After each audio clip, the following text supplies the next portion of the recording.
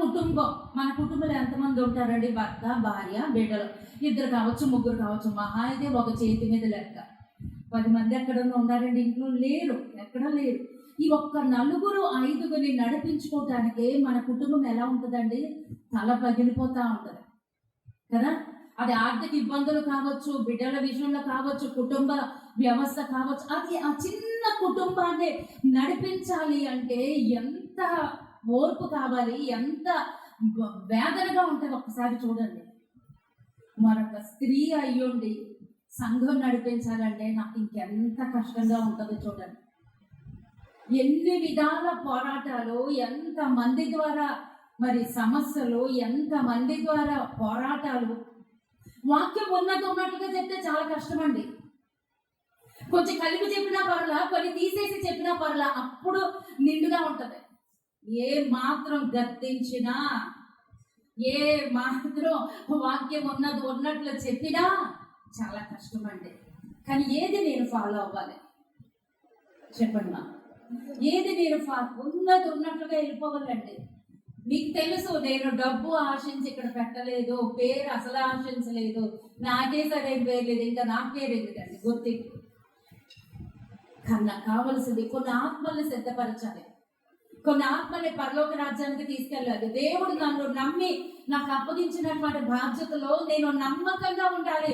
అదొక్కటే నేను కోరుకున్నానండి. అందుకే నాకు ఇంత భయంకరమైన సమస్యలు వస్తున్నాయండి. అందుకే ఇంత భయంకరమైనటువంటి తిరుగుబాట్లు. గత బుధవారం ఏనాటి వాక్యము, శుక్రవారం వాక్యం సింహం కోసం ఆదివారం శనివారం రాత్రి నేను చెప్పాను. శుక్రవారం నా పరిస్థితి ఎలా ఉందో చెప్పాను, ఎంత డిసప్పాయింటెడ్గా ఉన్నానో చెప్పాను. ఆదివారం పొద్దున ఇంకా వాక్యం ధ్యానిస్తూనే ఇంకా పరుగులే కదా మన జీవితం. ఆదివారం ఉదయం దేవుడు నాతో మాట్లాడాడు. ఆడు సింహము ఓడిపోవటం నాకు తెలియదు. ఆ ఒక్క మాట వినబడిందండి. ఇంకా అప్పుడు కూర్చున్నానండి. గబగబా వాక్యం తీసేసి, ఆ రిఫరెన్స్లన్నీ తీసేసి, గబగబా నాకు తెలిసినవన్నీ రాసేసుకొని వాటిని ధ్యానిస్తూ దేవుడు ఏం మాట్లాడాడో ఆ వాక్యంలోకి వెళ్ళిపోయిందండి. హల్లెలూయా. దేవుడు సెలవిచ్చాడు, ఓడిపోదు. ఆడు సింహం ఎప్పుడు ఓడిపోదు. కారణం ఆ యొక్క సింహానికి ఓటమి ఎందుకు లేదంటూ వేట తెలుసండి. నువ్వు వేట మొదలెట్టు అన్నాడు దేవుడు. నువ్వు వేట మొదలెట్టు. ఎందుకో తెలుసండి, నాకు వేటాడడం దేవుడు చిన్నప్పటి నుంచే నేర్పాడు. దేవుడికే సమస్త మహిమ కలుగును గాక. హల్లెలూయా. మరి ముఖ్యంగా దానిలో మాట్లాడినటువంటి మాట ఏంటో తెలుసండి. యెహెజ్కేలుకు రాసిన గ్రంథము 19వ అధ్యాయము, యెహెజ్కేలు గ్రంథము 19వ అధ్యాయము 2వ వచనం నుంచి, నీ తల్లి ఎటువంటిది? ఆడు సింహము వంటిది. ఆడు సింహముల మధ్య పండుకొనెను, కొదమ సింహముల మధ్య తన పిల్లలను పెంచును. వాటిలో జాగ్రత్తగా వెళ్దాం.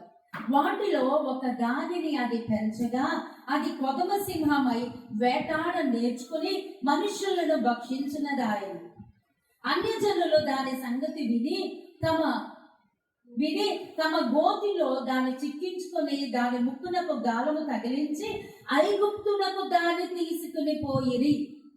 తల్లి దాని కనిపెట్టి దాని ఆశ భంగమాయదని తెలుసుకుని తన పిల్లలలో మరి ఒక దాన్ని చేపట్టి దాన్ని పెంచి కొదమ సింహముగా చేసెను. హల్లెలూయా. ఇదియు కొదమ సింహమై కొదమ సింహములతో కూడా తిరుగులాడి వేటాడుట నేర్చుకునేను. హల్లెలూయా. హల్లెలూయా. ఇదండి దేవుడు నాతో మాట్లాడమాట. దాని అర్థం ఏంటి చెప్పండి. నువ్వు వేటాడు, నీ దగ్గర ఉన్న బిడ్డలకి వేట నేర్పించు. వేట అన్నది దేనికి సాదృశ్యం తెలుసు అంటే ప్రార్థన. నువ్వు ప్రార్థన చేయి, ప్రార్థనతో గెలుచుకో. దానిలో భయంకరమైనటువంటి ఒక మాట ఉందండి. ఇందాక చదివాను కదా. దానిలో ఉన్నటువంటి ఒక పిల్లని ఐగుప్తీయులు కొదమ సింహాన్ని, ఏ సింహాన్ని అండి? కొదమ సింహాన్ని ఐగుప్తు దేశాన్ని పట్టుకెళ్ళిపోయారంట. అది వేటాడుతుంది, మనుషులను భక్షిస్తుంది అని చెప్పి అది కొదమ సింహము అంటే, నేను పోయిసారి చెప్పాను ఎవరమ్మా కొదమ సింహం అంటే, మంచి యవన వయసులో ఉన్న సింహాన్ని కొదమ సింహము అంటారు. తెలుసండి, కొదమ సింహము, ఆ యొక్క ఆడు సింహము, ఆ యొక్క మామూలు సింహము. ఆ సింహం అంటేనే మృగరాజు టీవీగా ఉంటుంది. మనం ధ్యానించాం సామెతల గ్రంథం 30 అధ్యాయం 30 నుంచి, అవునా? అయితే తనకు కలిగినటువంటి పిల్లల్లో ఆ పిల్లని ఆ యొక్క ఐగుప్తీయులు ఏం చేశారు, దాని ముక్కున అది ఏమి పెట్టారు, గాలం గాలం గాలము గాలం. వాక్యాన్ని చదివితే ఆ లోపలికి వెళ్ళిపోతే అర్థమవుతుందండి. గాలి వేసి పట్టుకున్నారంటండి. గాలి వేసి పట్టుకుని దాన్ని ఎక్కడికి తీసుకెళ్ళిపోయారమ్మా? ఐగుప్తులోకి తీసుకెళ్ళిపోయారు. ఐగుప్తు అంటే ఏంటో ఒక్క మాటలో నాకు చెప్పండి, మీ అందరికీ తెలుసు, నాకు ఆ విషయం తెలుసు. ఐగుప్తులు అంటే లోకాశ, శరీరాశ, నేత్రాశ, జీవపు డంబము, లోకానికి సాదృశ్యం. ఐగుప్తు అనేది ఆశనికి సాదృశ్యం. ఐగుప్తు అనేది పాపానికి సాదృశ్యం. ఐగుప్తు అనేది లోకానికి సాదృశ్యం. ఈ కొదమ సింహం ఏమైపోయింది తెలుసా అండి? ఐగుప్తులోకి పట్టుకెళ్ళిపోయారు. ఈ పట్టుకెళ్ళిపోవడానికి అదేమి ధనిష్టాసారంగా ఒక గాలం వేసింది, ఒక గాలం వేశారు. ఆ గాలం వేసినప్పుడు నేను తర్వాత రాసిస్తాను తల్లిగా నీకు, వీళ్ళు ఇప్పుడు మాత్రం ఐగుప్తు ఆ కొదమ సింహానికి గాలం వేసి పట్టుకుని దాన్ని ఈడ్చుకుంటా. పాపమున గర్భము ధరిస్తే ఏం కంటదండి? యెషయా మరణాన్ని కంటదంట. పాపము గర్భము ధరించగా మరణాన్ని కంటది యెషయా గ్రంథంలో ఉంది. ఆ గాలానికి చిక్కుబడిపోయిందండి. ఆ గాలం ఏ గాలం తెలుసండి? శరీరాశ, నేత్రాశ, జీవకుటుంబము, లోకము, పాపము అనేటువంటివి సాతానుడు ఏం చేశాడో తెలుసు, ఒక గాలం వేసినాడు. మీకు విషయం తెలుసా?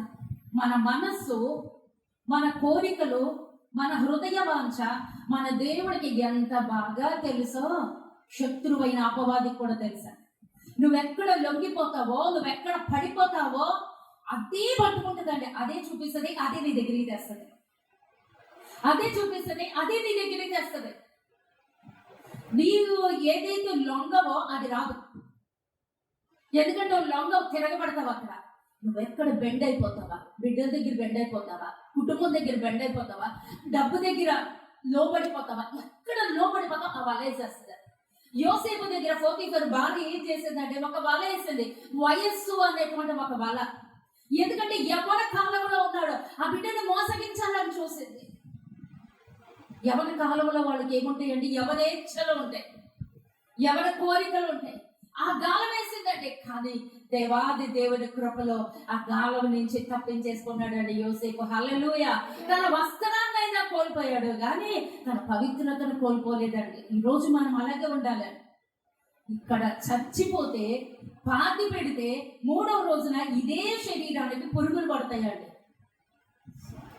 3వ రోజులకే 2వ రోజుకే పురుగులు పట్టే ఈ శరీరం కొరకు ఎందుకు మనం కాపత్రయ్యాం? సరే, వాక్యంలోకి వచ్చేద్దాం. ఈ యెషయా గ్రంథంలో ఏముందో తెలుసండి? ఈ యొక్క యెహెజ్కేలు గ్రంథంలో యెహెజ్కేలు ప్రవక్తకి దేవుడు చెప్తున్నాడు. యెహెజ్కేలు అన్నటువంటి ప్రవక్తకి దేవుడు సెలవిస్తున్నాడు, ఒక కొదమ సింహాన్ని గాలమేసి ఐగుప్తీయులు పట్టుకెళ్ళిపోయారు అని అన్నప్పుడు ఆ ఉన్నటువంటి ఆ ఆడు సింహం ఏం చేసింది తెలుసా? కొదమ సింహాల మధ్యలో పడుకుంటుందంట. పడుకోవటం అంటే ఏదో సహవాసము. ఎవరితో పడితే ఆడ స్నేహం చేయొద్దండి. ఎవరితో పడితే మాట్లాడదు, ఎవరిని పడితే వాళ్ళని నమ్మొద్దు, ఎవరిని పడితే వాళ్ళని వెంబడించొద్దు. కొదమ సింహాల మధ్యన ఆ సింహ గర్జన 8 కిలోమీటర్ల వరకు వెళ్ళిపోద్దండి.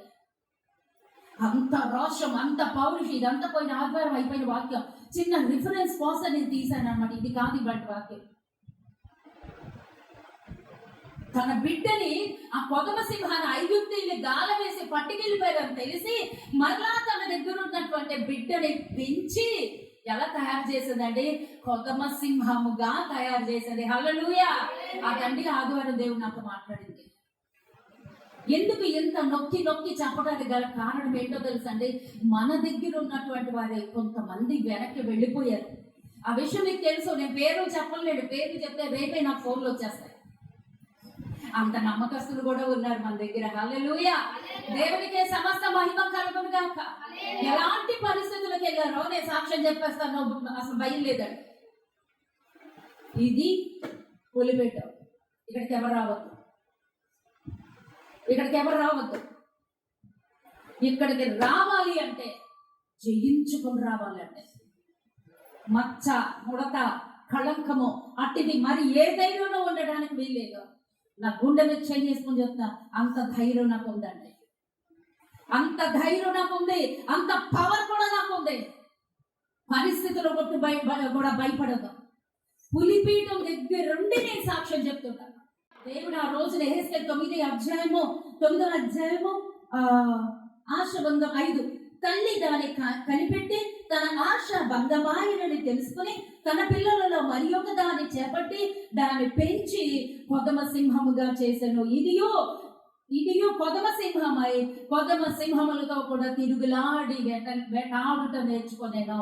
హల్లెలూయా. ఆ వాక్యంలోంచి దేవుడు నాతో మాట్లాడారండి. పోయినటువంటి వాటి గురించి ఆడవటం కాదు, కానీ ప్రార్థన చేయాలంటే, కానీ ఉన్న వారిని ఎలా తయారు చేయాలన్నాడు దేవుడు. కొదమ సింహాలాగా నా ఆశ భంగమయ్యింది, అది ఆడు సింహం ఆగలేదండి, ఉన్న వారిని కొదమ సింహాలుగా మార్చింది. అప్పుడు దేవుడు ఒకదాని వెంట ఒక్కడ కూడా నేను బయటకు చెప్పలేదండి, ఇక్కడికి వచ్చి ప్రకటించేశాను. సెప్టెంబర్ 1వ తారీఖు నుంచి 21వ తారీఖు వరకు ఇక్కడ ఉపవాస దినాలు మనం చర్చి పెట్టిన దగ్గర నుంచి జరుగుతున్నాయి. కానీ లాస్ట్ ఇయర్ నాకు తెలుసండి, ఆగస్టు మన రఘు వాళ్ళ మ్యారేజ్ డే అయింది కదా, ఆ రోజుకి 21 అయిపోయింది అండి. ఆ ముందు ఒక 2-3 రోజుల ముందు. ఎందుకంటే పోయిన సంవత్సరం ఆగస్టు ముందు ఏంటమ్మా, సెప్టెంబర్, జూలైలో దేవుడు నాకు ఒకటి చూపించాడు.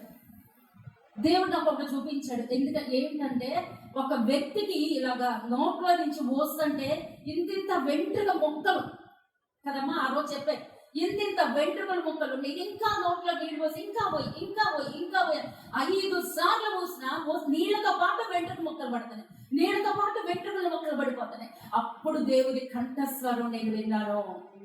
దేవుడు నాతో మాట్లాడ, అనేక మంది మీద చీకటి శక్తుల ప్రభావం ఉంది, చిల్లంగి శక్తులు ఉన్నాయి. వాటిని వినగొట్టు, నువ్వు వాటి గురించి ఉపవాసాలు ప్రకటించు, ఉపవాసం అనే వ్రత దినాన్ని పాటించండి.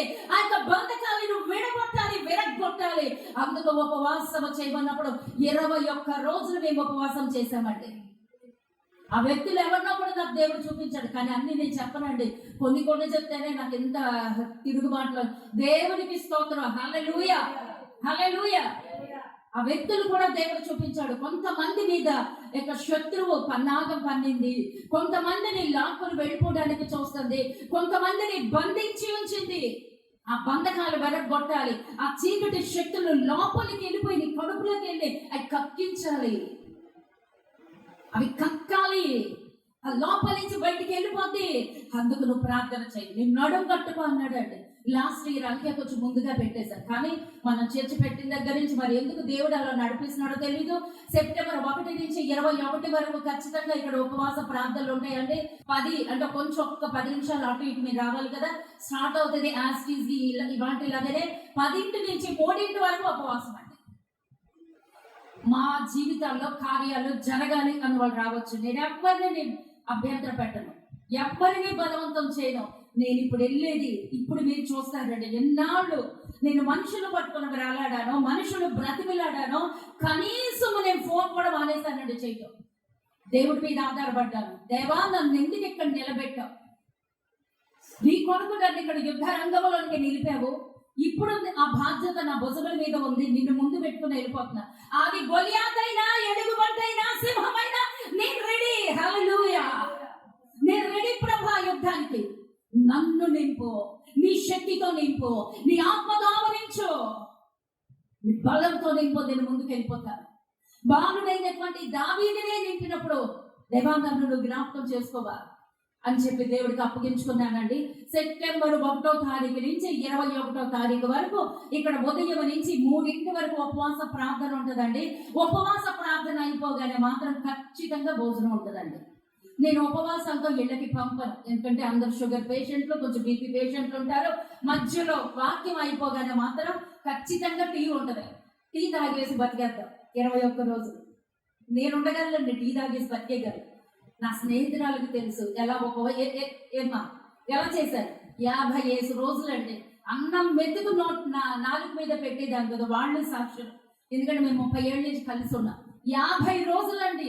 ఆ మాత్రం మీరు ఎందుకు ఉండలేదు? రాత్రి లేదు పగలు లేదు, ఉండిపోయేదాన్ని. ఆ టీ తాగుతో ఆ సోళ్ళు జావ అంత ఇంకేం తీసుకునేదాన్ని కాదండి. అంత మొండి, అంత ధైర్యం, అలా ఉండిపోయేదాన్ని. మరలా నేను స్టార్ట్ చేస్తున్నానండి. హల్లెలూయా. ఇది యుద్ధ రంగం. యుద్ధంలో పోరాటం, అనేకమైనటువంటి అగ్ని బాణాలని జయించాలి అంటే విశ్వాసం అనే డాలు కత్తి అయి పట్టుకుని ముందుకు వెళ్ళిపోవాలండి. ఎఫెసీ 6లో ఉన్నటువంటి రీతిగా. హల్లెలూయా. ఎవరెవరైతే రావాల్సి ఉన్నారో దయచేసి రావటానికి సిద్ధపడండి. అండి ఇవాళ చచ్చిపోతే రేపు పాటేస్తారండి మనల్ని. ఏ తమ్ముడు నిజమా కాదా? ఉంచుకుంటారా? అయ్యో మా అమ్మ అంటే మాకు చాలా ఇష్టం అని ఐస్ బాక్స్లో ఎన్ని రోజులు పెడతారు? ఐస్ బాక్స్లో ఎన్ని రోజులు చూస్తారు? అబ్బా ఎప్పుడు తీసేస్తారా, ఆకలేస్తుంది, ఈ శవం ఉన్నప్పుడు తినకూడదు, ఎప్పుడు పోద్దాం అనుకుంటారు. కొంతమంది అయితే నా కళ్ళతో చూస్తానండి, బాడీ అక్కడే ఉంది ఐస్ బాక్స్ లో, ఇంట్లోకి వెళ్ళిపోయి టక్ తినేస్తారు. ఇదేంటి ఇట్లా తినేస్తారు? నాకు భయం వేసేది. బాబా ఎలా తినేస్తారు ఏంటి వీళ్ళు అనుకున్నా. నన్ను కూడా అమ్మ తింటావా? అబ్బాబా నాకు వద్దాను. మనోడు కాదులే నా ఫ్రెండ్స్, నాకొద్దు బాబు అన్న. హల్లెలూయా. అదండి మన జీవితం, అదండి మన జీవితం.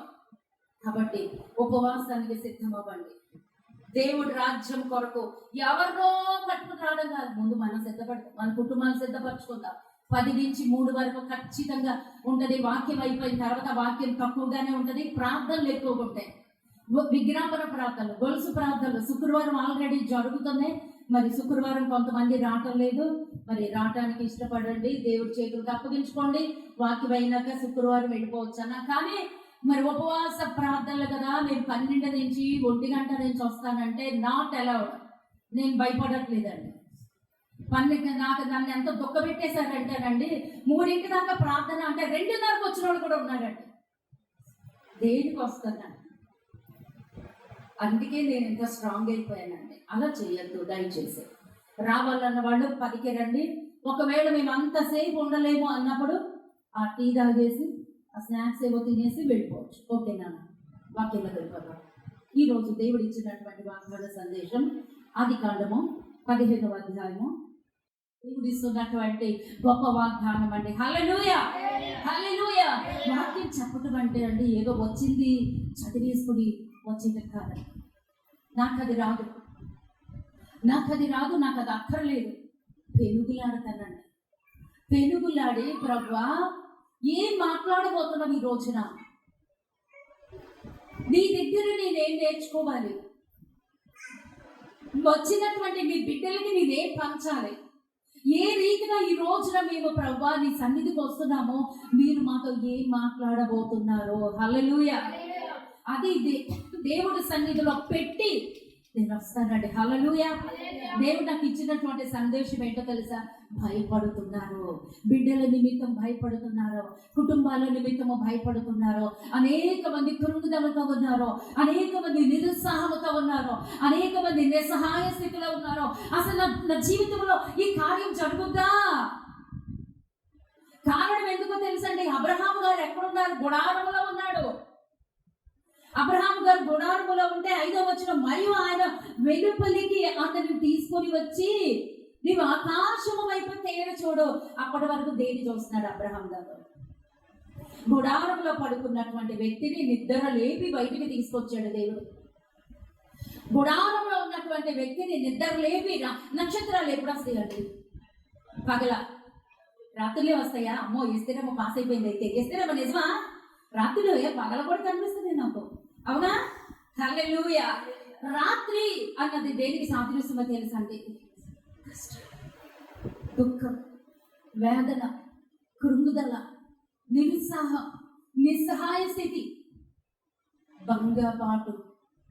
ఆ రాత్రి అన్నది ఓర్వలేనటువంటి, ఆ రాత్రి అన్నది గెలవలేనటువంటిది.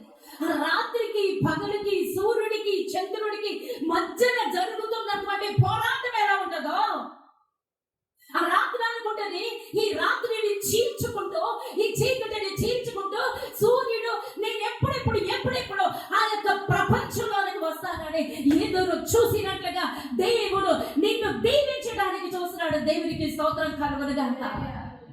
నా జీవితంలో అనేకమైనటువంటి చీకటి రాత్రులు ఉన్నాయి, అనేకమైనటువంటి పోరాటంలోనే, అనేకమైనటువంటి బంధపాట్లోనే మనం కూడా ఈ రోజున గుడారంలో అబ్రహాము పడుకున్నట్లుగా ఆ పడుకున్నటువంటి అబ్రహాంతో దేవుడు ఎందుకు మాట్లాడుతున్నాడంటే, అబ్రహాంతో అన్నాడు, అబ్రహామా భయపడకు, నేను నీకు కేడముగా ఉన్నాను, నేను నీకు ఆశ్రయ దుర్గముగా ఉన్నాను. అబ్రహామా నీ బహుమానం అత్యధికమైపోతుంది. ఏ బహుమానం అమ్మా? ఆయనకి ఏ బహుమానం ఉందో చెప్పండి. 12వ అధ్యాయంలో చూస్తే కల్దీల దేశం నుంచి కనాన్ దేశం దాకా తీసుకొచ్చేశాడు. ఆయన మాటకి లోబడి తల్లిదండ్రులు వదిలేశాడు, సొంత భూమిని వదిలేశాడు, బంధువులను వదిలేశాడు, స్నేహితులను వదిలేశాడు, ఒంటరిగా తన భార్యను తీసుకుని వచ్చేసాడు. ఆయన మాట మీద బ్రతుకున్నాడు. కానీ ఇక్కడికి వచ్చేసరికి ఎన్ని సంవత్సరాలు అయిపోయినాయో తెలుసండి? ఇంచుమించు చాలా 75 సంవత్సరాలప్పుడు బయటకు వచ్చాడు. 75 సంవత్సరాలప్పుడు బయటకు వచ్చాడు. జాగ్రత్తగా వినండి వాక్యాన్ని. 75 సంవత్సరాలప్పుడు బయటకు వచ్చాడు. అది 12వ అధ్యాయము. 15వ అధ్యాయంలో నీ యొక్క బహుమానం అధికం అవుతుంది అన్నాడు. 16వ అధ్యాయంలో ఎవరు వచ్చారు? హాగరం వచ్చేసింది. అవునా? హాగరు దగ్గర ఒక వాక్యం ఉంది. మొదటి హాగరు 16వ అధ్యాయంలో ఒక వాక్యం ఉంది. ఏంటో తెలుసండి? హాగరు దాసీగా శారమ్మ దగ్గర 10 సంవత్సరాలు పనిచేసింది అంటాడు. ఇప్పుడు అబ్రహాం గారు వయసు ఎంత?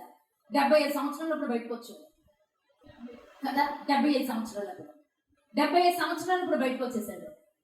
వచ్చేసిన తర్వాత కొంతకాలము ఆ దేశం తిరుగుకుంటా వచ్చాడు. వచ్చిన తర్వాత ఇతను ఎక్కడికి వెళ్ళాడు? ఐగుప్తు దేశానికి వెళ్ళాడండి. ఐగుప్తు దేశంలో అబీమెలెకు రాజు, దానికోసం వెతుకుతున్నాడు. వస్తు కరువు తట్టుకోలేక అబీమెలెకు ఆ దేశానికి వెళ్ళాడు, ఐగుప్తు రాజ్యానికి వెళ్ళాడు. అక్కడ రాజు అబీమెలెకు రాజు హాగర ఎవరు మన శారమ్మ గారిని, అబ్రహాం భార్య గారిని అబీమెలెకు రాజు తన అంతఃపురంలోకి తీసుకెళ్ళాడు. తీసుకెళ్ళినప్పుడు దేవుడు అక్కడ ప్రత్యక్షమయ్యాడు. శారమ్మ నిమిత్తము ఆ యొక్క ఐగుప్తులందరినీ దేవుడు మొత్తాడు. వాళ్ళకి సంతానం లేకుండా చేశాడు. వాళ్ళది తెలుసుకున్నారు. ఈ యొక్క అబ్రహాం గారే ఈ శారమ్మకు భర్త అని తెలుసుకొని, ఆ తెలుసుకోకముందు ఒక రాత్రి ఆమె దగ్గరికి వెళ్ళడానికి సిద్ధమైపోయాడండి. ఎవరండి? రాజు అయినటువంటి అబీమెలెకు గారు సిద్ధమైపోయాడు. ఆ వెళ్ళిపోదాం అన్నటువంటి సమయంలో ఏమైందో తెలుసండి? అబ్రహాంకు దేవుడు క్షమించదండి. వెళ్ళిపోదామనేసి అబీమెలెకు రాజు శారమ్మ దగ్గరికి వెళ్ళిపోవడం సిద్ధమైపోతే అబ్రహాం రాలేకపోతున్నాడు. కారణం ఏంటో తెలుసంటే పరవాసి. ఇప్పుడు సొంత భార్యని ఎవడన్నా పట్టుకెళ్తే ఒప్పుకుంటాడా? అబ్రహాంని అబీమెలెకు రాజు వచ్చి, సైనికులు వచ్చి తన భార్యను తీసుకెళ్ళిపోతున్నప్పుడు అబ్రహాం నిస్సహాయ స్థితిలో ఎలా ఉండిపోయాడు? ఈ యొక్క అధ్యాయంలో చూస్తే, ఈ యొక్క ఎక్కడ 14వ అధ్యాయంలో చూస్తే 318 మందిని పట్టుకొని 318 మంది ఆ జనాన్ని వృద్ధాప్యంలో కూడా ఆ 318 మందిని సైనికులు పట్టుకొని తన యొక్క లోతు భార్య, లోతు బిడ్డల్ని సంరక్షించడానికి ఆ 4 రాజులతో యుద్ధం చేయడానికి వెళ్ళిపోయాడు. కానీ ఇక్కడికి వచ్చినాక సైలెంట్ అయిపోయాడు. ఎందుకు సైలెంట్ అయిపోయాడు? ఆ రాజు యుద్ధం చేయలేక కాదండి, ఒంటరివాడు అయిపోయాడు. అబీమెలెకు రాజు పరదేశిగా ఉన్నాడు, పరవాసిగా ఉన్నాడు. తనకంటూ అప్పుడు ఏమీ లేదు, నిస్సహాయ స్థితిలో ఉన్నాడు. ఆ గెరారు దేశంలో ఉన్నటువంటి గెరారు ప్రాంతానికి ఇస్సాకు కూడా వెళ్ళాడు. మళ్ళీ అదే రాజు పట్టుకున్నాడు. ఇస్సాకు భార్య రెబ్కా కూడా సేమ్ సిచ్యువేషన్. మనం చేసే తప్పులు మనం ఒప్పుకోకపోతే పాప క్షమాపణ రాకపోతే ఖచ్చితంగా బిడ్డలు అనుభవిస్తారండి. అబ్రహాము గెరారు దేశానికి వెళ్ళాడు. అబీమెలెకు రాజు శారమ్మను పట్టుకుపోయాడు. మళ్ళీ అదే దేశానికి ఇస్సాకు వెళ్ళాడు. మళ్ళీ అదే రాజు మళ్ళా రెబ్కాను పట్టుకెళ్ళాడు. కానీ తప్పు తెలుసుకుని మళ్ళీ పంపించేశాడు. రాత్రి అబీమెలెకు రాజు తన యొక్క అబ్రహాము భార్య అయినటువంటి శారమ్మ దగ్గరికి రావడానికి సెంటు కొట్టుకుంటున్నాడు. ఆ రాత్రి తయారవుతున్నాడు. అయ్యారు దేవుడు వచ్చాడు. 20వ అధ్యాయం, ఆదికాండం 20వ అధ్యాయం. అబీమెలెకు ఏమనుకుంటున్నావు? ఆమె ఎవరు అనుకుంటున్నావు? ఆమె ఒక అతనికి భార్య, ఆయన ప్రవక్త. ఈ రాత్రి కనుక ఆమెని నువ్వు ముట్టుకున్నావు, నువ్వు చస్తావు. పవర్ఫుల్ గా దేవుడు మాట్లాడాడు. గడగడ వణికిపోయాడు అబీమెలెకు రాజు. నువ్వు ఆయన్ని పిలిపించుకో, ప్రార్థన చేయించుకో, నీ శాపము పోతుంది, నీకు శాప విముక్తి కలుగుతుంది. అతను ఎవరు అనుకుంటావు? అతను ఒక ప్రవక్త. హల్లెలూయా. దేవుడి బిడ్డల పట్ల దేవుడు అంత రోషము కలిగి ఉంటాడని నువ్వు భయపడక్కర్లేదు నాన్న. నీ వయసు అయిపోయిందని, నీ బలం పోయిందని, నీకు ముందు వెనక ఎవరు లేరు అని, నువ్వు ఒంటరి దానివని, నువ్వు ఒంటరి వాడవని నాన్న భయపడదు. నువ్వు రోషంగా జీవిస్తే, నువ్వు పౌరుషంగా జీవిస్తే, నువ్వు పవిత్రంగా జీవిస్తే కొదమ సింహం ముందు వచ్చేస్తుందండి దేవుడే. హల్లెలూయా.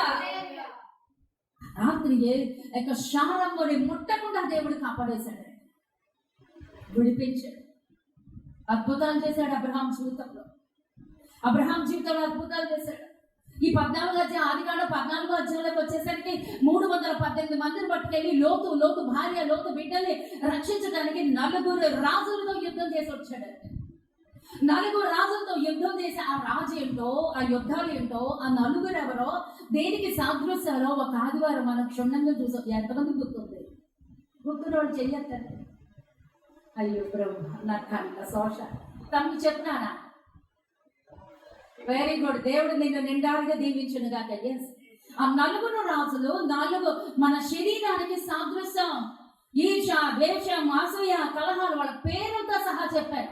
వాళ్ళ పేర్లకు అర్థం ఏంటో చెప్పారు. ఆ 4 రాజులు ఎవరో, ఆ రాజుకి ఉన్న పేరు ఈ లోకానుసారమైన పేరుకి దానికి దీనికి టాలీ చేస్తే అది ఎవరు అంటే మన శరీరం. ఆ శరీరంతో పోరాటం. అబ్రహాం అన్ని జయించేశాడండి. ఆ రోజున ప్రతి ఒక్కటి వివరించి ఆదివారం నాడు చెప్పడం జరిగింది. అవన్నీ జయించుకుని వస్తున్నప్పుడు ఎదుర్కొన్న వ్యక్తి ఎవరండి? మెల్కీసెదెక్, నీతికి రాజు. ఆయనే రాజు. హెబ్రీ పత్రిక 7వ అధ్యాయంలో కూడా అపొస్తలుడైనటువంటి పౌలు గారి దగ్గర ఆ యుద్ధం గురించి దేవుడు మాట్లాడతాడు, ఆ పోరాటం గురించి దేవుడు మాట్లాడతాడు. ఈనాటి ప్రజలందరూ కూడా అదే రీతిగా పోరాటం చేయాలి. దేంతో పోరాటం? మన ఇంట్లో వంట వాడితో యుద్ధం కాదని, ముందు మనలోకి యుద్ధం జరగాలి. ఈ శరీరాశ, నేత్రాశ, జీవపు డంబము, లేకపోతే మనలో ఏమనేదో మనకే బాగా తెలుసండి. అవన్నీ జయించుకుంటూ వచ్చాడు. కాబట్టే ఇప్పుడు మన వాక్యంలోకి వచ్చేసాం. అవన్నీ అబ్రహాం గారు జయించేశాడండి. అందుకే రాజు వచ్చాడు. ఎవరు? నీతికి రాజు, షాలేము రాజు, ఆ యొక్క మెల్కీసెదెకు రాజు, నీతికి రాజు, ఆ యొక్క సమాధానానికి రాజు. ఎవరంటే దేవుడే. ఆడు యేసయ్యకి శరీరం లేదు కాబట్టి అమ్మ ఆ రీతిగా దర్శనం ఇచ్చేవాడు. గానుగ చాట్ల గోధుమలు తొలగొట్టుకుంటూ మస్తకి వృక్షం కింద న్యాయాధిపతుల 6వ అధ్యాయంలో గానుగ చాట గోధుమలు తొలగొట్టుకుంటూ ఉంటే అక్కడ దేవదూత వచ్చి ప్రత్యక్షమయ్యి ఆ మస్తకి వృక్షం కింద కనిపెట్టుచుండెను, నిరీక్షించుచుండెను. అయితే దేవదూత ఎలా చెప్పగలరు అంటే, గిద్యోను ఏం చేశాడో తెలుసా అండి? భక్ష్యమును తీసుకొచ్చి ఆ యొక్క మాంసమును రొట్టెను తీసుకొచ్చి ఆ బండ మీద పెట్టినప్పుడు ఆ యొక్క వ్యక్తి తన కర్రతో ఉన్నటువంటి కొనని ఆ యొక్క నొప్పికి ఆ యొక్క బండ మీద ఆ ఆహారం అతను తెచ్చిన సమర్పణ ఇలాగ అన్నప్పుడు అగ్ని రాజుకుంటదండి. ఆ అగ్నిలో నుంచి ఆయన వెళ్ళిపోతాడు. అగ్నిలో నుంచి వెళ్ళే దేవదూత కాదండి, దేవుడే. యెహోషువ 3వ అధ్యాయంలో యెహోషువ యుద్ధానికి సిద్ధమైనప్పుడు ఆ సముద్రం దగ్గర దూసిన కత్తి చేత పట్టుకుని యెహోవా సేనాధిపతిగా నేను దిగి వచ్చాను. యెహోషువ అడుగుతాడు, అయ్యా కడతలలో ఆడుతున్న కత్తి పట్టుకుని వచ్చాను, ఎవరివి? నువ్వు మా పక్షాన ఉన్నవాడవా లేదా మా శత్రు పక్షాన ఉన్నవాడవా అంటే ఆయన అంటాడు, నీ పక్షాన ఉన్నవాడే కాదు, శత్రు పక్షాన ఉన్నవాడు కాదు, నేను యెహోవా సేనాధిపతి. ఆయన ఎవరో తెలుసండి? యేసయ్య. మర్మముగా ఉన్నటువంటి యేసయ్య. ఈ మెల్కీసెదెకు ఎవరో తెలుసా? ఆయనే నిరంతరము యాజకుడై ఉన్నాడు. 10వ వంతు తీసుకునే అర్హత దేవుడిదే. అబ్రహాం గారు ఇచ్చినటువంటి 10వ వంతు, ఆనాడు మెల్కీసెదెకు తీసుకున్నట్లుగా రొట్టెనే ద్రాక్షారసాన్ని మొట్టమొదట ఆయనే తీసుకున్నాడండి. కొత్త నిబంధన రొట్టె ద్రాక్షారసం తీసుకునే ఏకైక వ్యక్తి అబ్రహాం గారు. ఎవరు? మన మోషే గారు కూడా పస్కా బలి పశు ఆచరించారో అదేంటంటే గొర్రెపిల్ల. గొర్రెపిల్ల రక్తం, గొర్రెపిల్ల శరీరం. హల్లెలూయా. దేవుడు ఎంత లోతుగా అబ్రహాముని నడిపించాడో చూడండి. ఇవన్నీ జయించాడు కాబట్టి 15వ అధ్యాయంలోకి వచ్చేసరికి ఇవి జరిగిన తరువాత అంటున్నాడు. ఏవి జరిగిన తర్వాత? ఆ యుద్ధం జరిగిన తర్వాత, ఆ యుద్ధాన్ని జయించిన తర్వాత. ఆ యుద్ధం అంటే ఏంటో మనం జ్ఞాపకం చేసుకున్నాం. మన శరీరంతోనే పోరాటం, మన శరీరంతోనే పోరాటం. ఎఫెసీ పత్రికలో కూడా ఉంది కదండి 6వ అధ్యాయంలో, సర్వాంగ కవచం ధరించుకొని ముందు మనం పోరాటం చేయాలి. ఆ సర్వాంగ కవచం మన దగ్గర ఉండాలి. అబ్రహాం గారు అన్ని జయించుకుని వచ్చాడండి. అలోకం, శరీరం, పాపం, దురాశలు, అతిశయాలు, అహంకారం, ఈర్ష, ద్వేషం, ఇవన్నీ ఆధ్వర్యాలు మనం చూసాం. ఆ 4 రాజులు వాటికి సాదృశ్యంగా ఉన్నారు. ఆ పేరుకి అర్థాలు కూడా చెప్పారు. అవన్నీ జయించాడు కాబట్టి దేవుడు వచ్చి అబ్రహామా, నీ బహుమానము అధికమవుతుంది. అధికము అంటే ఏంటమ్మా? అమ్మా దేవుడికి రెట్టింపు, డబల్. అధికము అంటే డబల్ అవడం. అంతకు ముందు ఇచ్చింది వేరే అండి. దేవుడు ఇంత జయించాడో, ఇంత పోరాటం చేశాడో. ఆ షాలేము రాజు వచ్చి ఆయన ఇచ్చినా కూడా సొదొమ రాజు వచ్చి ఈ ఆస్తంతో తీసుకో, ప్రజలు నాకు ఇచ్చారు. అబ్రహాం కనీసం వాళ్ళ దగ్గర ఆహారం కూడా తెలియలేదండి. అన్ని ఆయనకి ఇచ్చేసాడు. నాకు ఈ ఆస్తి వద్దు, ఏమి వద్దు, రేపు నన్ను దేవుడు గొప్పవాడిని ఖచ్చితంగా చేస్తాడు. అప్పుడు నువ్వు గొప్పవాడు చేసావని చెప్పుకోవటం నాకు ఇష్టం లేదు. నా దేవుడి మీద. మరి ఈ రోజు మనం ఎంతవరకు ఆధారపడుతున్నాం? మనం దేవుడి మీద అలా ఆధారపడుతున్నామా? మన సమస్యల మీద ఆధారపడుతున్నామా? మన బలం మీద, మన డబ్బు మీద, మన హోదా మీద, మన ఉద్యోగం మీద, దేని మీద ఆధారపడ్డాము? ఖచ్చితంగా నేను చెప్తానండి, మనం ఏదో ఒక దాని మీద ఆధారపడిపోయాం. ఉంటాను వీళ్ళు ఎవరిని నమ్మద్దు, దేని మీద ఆధారపడద్దు. ఇప్పుడు చెప్పండి, అబ్రహాంకి ఏముంది? శూన్యం. సొంత ఊరు ఉందా? సొంత బిడ్డలు ఉన్నారా? సొంత దేశం ఉందా? పరవాసిగా వెళ్తూ ఉన్నాడు. గుడారంలో ఉన్నాడు. గుడారంలో ఉన్నవాడితో దేవుడు ఎందుకు మాట్లాడడానికి వచ్చాడు అంటే, ఆయన హృదయం ఎలా ఉంది? బద్దలయ్యి ఉంది. దుఃఖముతో ఉన్నాడు, నిరీక్షణతో ఉన్నాడు, కృంగుదలతో ఉన్నాడు, పోరాటంతో ఉన్నాడు, వేదనతో ఉన్నాడు. అది చూశాడండి దేవుడు. ఆ గుడారంలో ఒక పక్కకు పడుకుని ఏడుస్తూ ఉన్నాడు, నిరుత్సాహంతో ఉన్నాడు. అందుకే దేవుడు వచ్చి అన్నాడు, అబ్రహమా నువ్వు భయపడకు అంటే. ఆ మాట దేవుడు పలికాడు అంటే అబ్రహాం ఎలా ఉన్నాడు అంటే, అప్పుడు ఆ రోజు పరిస్థితి ఆదికాండం 15వ అధ్యాయంలో గుడారంలో పడుకున్నప్పుడు అబ్రహాం ఏదో భయంతో ఉన్నాడు. ఇక్కడికి వచ్చినటువంటి నీవు కూడా, నేను కూడా ఏదో ఆ యొక్క గుడారంలో, ఆ గుండెల్లో గూడు కట్టుకున్నటువంటి దానిలో ఏదో భయం ఆవరించి ఉన్నది ఈ రోజున. అదే ఈ రోజు దేవుడి సెలవు. ఏదో భయం నిన్ను ఆవరిస్తుంది, ఏదో కృంగుదల నిన్ను దిగజార్చేస్తుంది, ఏదో వేదన బయట పంచుకోవటానికి కూడా లేనటువంటి స్థితి, ఒంటరితనం. అక్కడ భార్య ఉంది, ఆ భార్యతో దేవుడు తట్టి లేపలేదు, ఈయనతోనే మాట్లాడాడు. కారణం ఎందుకమ్మా? ఈయనే దేవుడితో దగ్గరగా సన్నిహిత సహవాసం చేస్తున్నాడు. అందుకే ఒకే మంచం మీద పడుకున్న శారమ్మతో మాట్లాడు, అబ్రహాంతో మాట్లాడాడు. నీ కుటుంబంలో 5 ఉండొచ్చు, 10 మంది ఉండొచ్చు, కానీ వాళ్ళందరితో మాట్లాడట్లేదు. నీతోనే దేవుడు మాట్లాడుతున్నాడు, నిన్నే ఎంచుకున్నాడు. కారణం, నువ్వు ఆయన స్వరాన్ని వింటున్నావు, ఆయన స్వరం గుర్తుపడుతున్నావు, ఆయన అడుగులు గుర్తుపడుతున్నావు, ఆయన స్పర్శ నీకు తెలుస్తుంది, దేవుడు మాట్లాడటం తెలుస్తుంది. కారణం, నువ్వు దేవుడికి విధేయుడు అవుతున్నావు, నువ్వు దేవుడిని ప్రేమిస్తున్నావు. అందుకే నీతో మాట్లాడడానికి దేవుడు ఇష్టపడుతున్నాడు. శారమ్మ గొడ్రాలు ఎవరండి? అసలు బిడ్డలకు కనాల్సిన బాధ్యత ఎవరిదండి? ఎవరిది నాన్న? పద్మ ఎవరిదమ్మా? శారమ్మదే. శారమ్మ ఏం చేస్తుంది? అవునా కాదా? ఏం చేస్తుందండి శారమ్మ గారు? ఆ రోజున ఏదో మంచి టీఫ్ వండుకొని ఉండుంటారు, శుభ్రంగా తినేసి ఉంటారు, బాగా ఉంటుందా లోపల. ఈ 24 గంటలు ఏడుస్తూ ఉంటామేంటి? పడుకునే టైంలో పడుకోవాలి, తినే టైంలో తినాలి, తిరిగే టైంలో తిరగాలి, అంతే కదా, అంతేనా? కానీ అబ్రహాం గారు అలా లేదండి. ఆ పడుకుని కూడా దేవుడు మాట్లాడుతున్నాడు. ఇందాక ఎస్తేరు ఒక మంచి మాట చెప్పిందండి, అందుకే చాలా జాగ్రత్తగా వింటుంటాను. ఎస్తేరు ఒక మాట చెప్పింది. తను అప్పుడు తన పరిస్థితి బాగాలేదు, తన తమ్ముడు మరిదిలో పాయిజన్ తీసుకొని ఉన్నారు. అంతేకాకుండా తన కొంచెం పరిస్థితులు, కుటుంబ పరిస్థితులు కూడా బాగాలేదు. బాత్రూంలో జారి పడిపోయింది కూడాను. తన భర్త కూడా అదే ఆ గాయపరిచిన అవన్నీ చెప్పింది.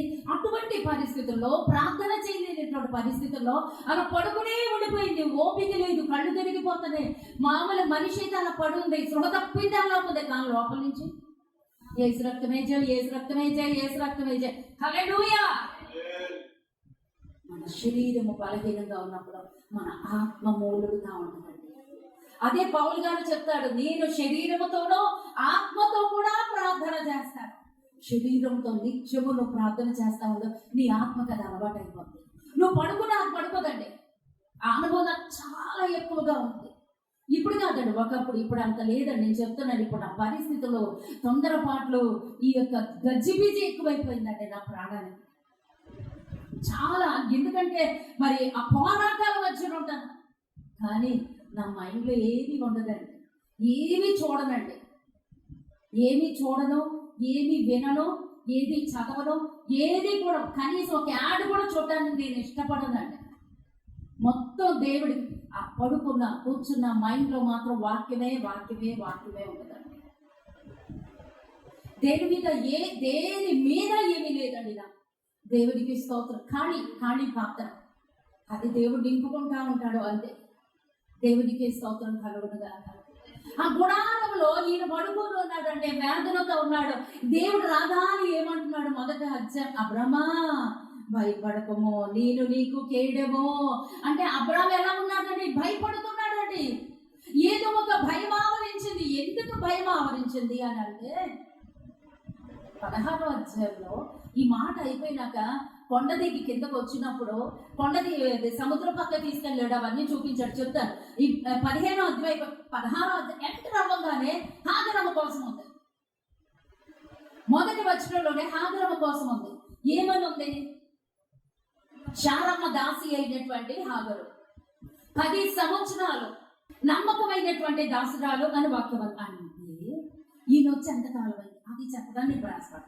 ఈయన కల్దీల దేశంలో నుంచి ప్రత్యేకించబడి చెప్పు. నాయకున్న సమాధానం, నా సమాధానం చెప్పి తీరాల్సింది.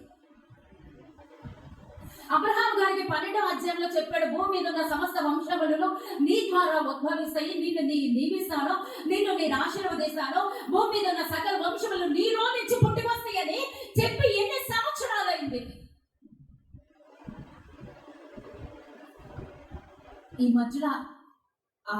ఈ మధ్యలో గెరారు దేశానికి వెళ్ళాడు.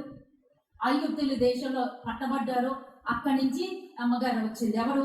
హాగరమ్మ. అంటే ఈ మధ్యలో ఆయన వస్తూ చాలా సంవత్సరాలు అయిపోయినాయి. అక్కడి నుంచి ఐగుప్తుల దేశానికి వెళ్ళాడు. ఐగుప్తు దేశంలో నుంచి బయటకు వచ్చేసింది. ఆ యొక్క శారమ్మ గారిని పంపించినప్పుడు అబీమెలెకు రాజు ఆయన దగ్గర ఉన్నటువంటి కొంత దాసి జనులను, కొంత పరివారమును, ఆ గొర్రెలను గొడ్లను, అయితే చాలా వరకు ఆస్తిని ఆమెకిచ్చి పంపించాడు. పంపిస్తూ ఏం చేశాడు? దాసి జనులు పంపాడు. ఆ దాసిలో దాసి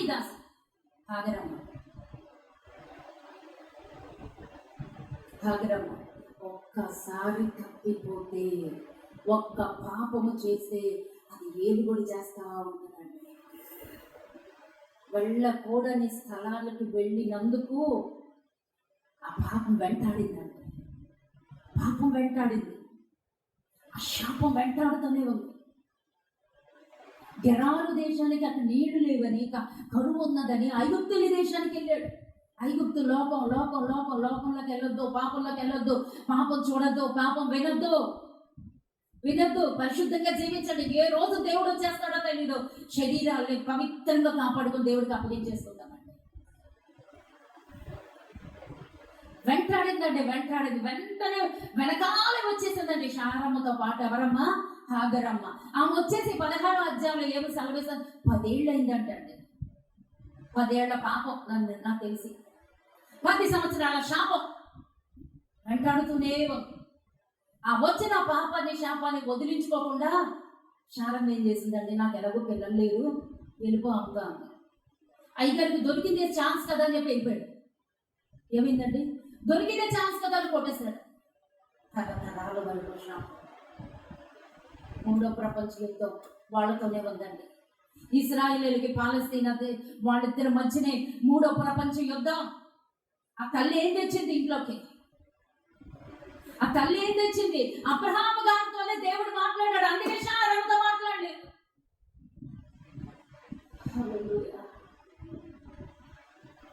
దేవుడి మాటకు లోబడుతూ ఉండాలి, నిరీక్షించండి. 12వ అధ్యాయంలో నీకు పిల్లల్ని ఇస్తాను అన్నాడు,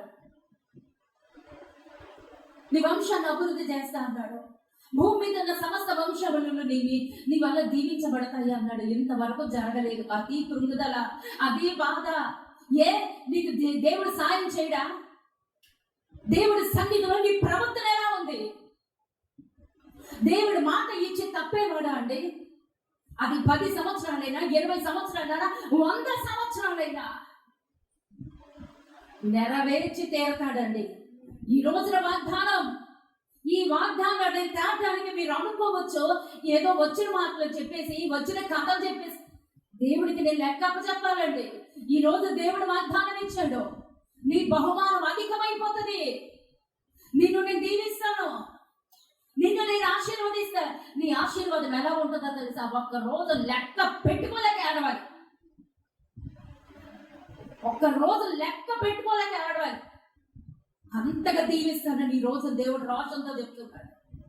కానీ మన విశ్వాసం ఎలా ఉంటుందంటే, ఇది ఈ రోజే జరిగిపోవాలి, ఈ రోజే అయిపోవాలి, ఈ రోజే తినేయాలి. అదండి మన విశ్వాసం. నిరీక్షించబడు వాటి యొక్క నిజ స్వరూపమే విశ్వాసం అండి. ఒకనొకప్పుడు అండి, నేను అశోక పార్కులో ఉన్నప్పుడు ఫోన్ లేదండి, ఫోన్ లేదు, చిన్నది ఇంత ఉండేది టెలిఫోన్. మా ఆయన గారు ఇప్పుడు కొన్నారండి, చాలా లేట్గా కొన్నారు. అంత ఆర్థిక స్తోమత ఏం లేదండి మాది, నార్మల్ జీవితం. ఇంత చిన్నది సబ్బు పెట్టిలాగా ఉండేది, టెలిఫోన్ ఉండేది. ఫోన్లో మాట్లాడడం కూడా పెద్దగా రాదు. అయితే అది పట్టుకోవడానికి కొత్త మోసం కదండి, అది పట్టుకొని ఎవరో ఫోన్ చేసేవాళ్ళు కాదు, నా ప్రాణానికి ఏడుపు వచ్చేసేది. ప్రభా ఫోన్ ఇచ్చేమో, రింగ్ అవ్వట్లేదు, కిరికిరమంటే ఎంత బాగుండదు అని ఉత్తిని చెవు దగ్గర పెట్టుకుని విన్నట్లుగా చేసేదాన్ని. ఒకరోజు చెప్పాను, అయ్యా నువ్వు ఫోన్ కొన్నావు, దీనిలో నుంచి ఏ రింగో రావట్లేదు, ఎవరు నాకు ఫోన్ చెయ్యట్లేదు అన్నారు. అవునా అన్నారు. వెళ్ళిపోయారండి. వెళ్ళిపోయి రోజు సాయంత్రం ఎస్టీడీ బూత్ నుంచి ఈయన ఫోన్ చేయడం మొదలెట్టారు.